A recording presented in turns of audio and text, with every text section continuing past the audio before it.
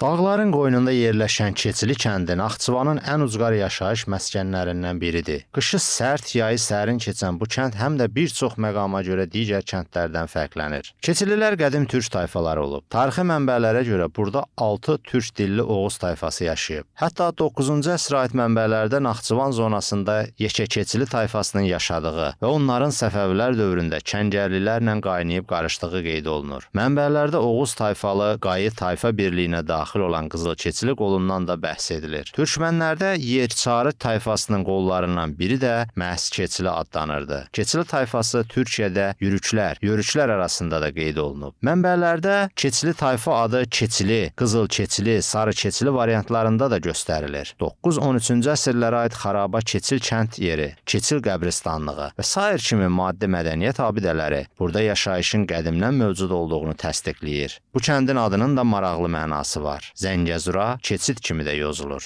Keçili sözünün mənası keçidli deməkdir. Sovet ensiklopediyasında da var. Bundan başqa orada təkalik deyilən bir ərazi var.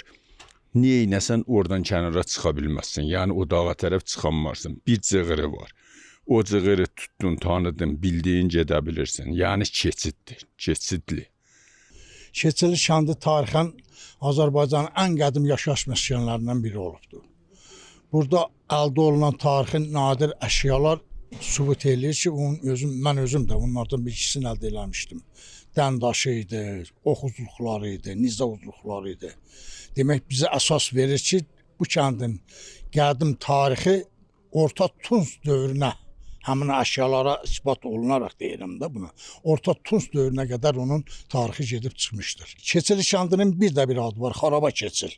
O təqribən 40 kilometr cənubda yerləşir. Deməli, o kənd dağılandan sonra yenidən bu indi yaşadığımız kənd demək meydana gəlmiş. Keçili sözlü tarixi mənbələrdə məsələn, bəzi mənbələrdə keçid mənası da verir. Zəngəzura keçid. Buradan bax, o dağların ucundan o tərəfə Zəngəzurdur. Zəngəzur Sıra dağlarının yamacında yerləşən bu səhrət bölgəsi həm də 20-ci əsrin 30-cu illərində keçmiş Sovet imperiyasına qarşı Azərbaycanda baş qaldıran qaçaq quşdan hərəkatının başlanğıc bir nöqtəsi olmuşdur.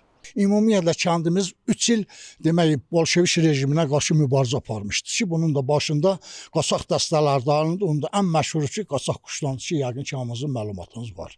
Deməli, kənd sakini. Bəli, qaçaq quşdan ən məşhur qaçaq dəstəsinin başçısı idi.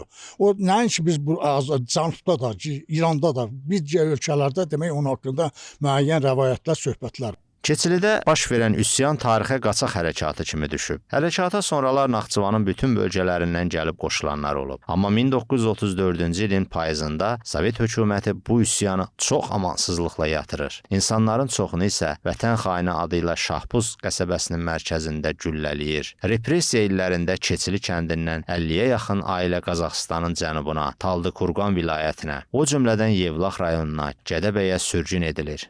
Qədim tarixə söykənən kəndin həm də özünə məxsus adət-ənənələri var. Keçilidə insanlar daha çox heyvandarlıqla məşğul olurlar. Ceyhun Məmmədov, Əli Xudiyev, Layiq Qələndərli, APA TV Naxçıvan.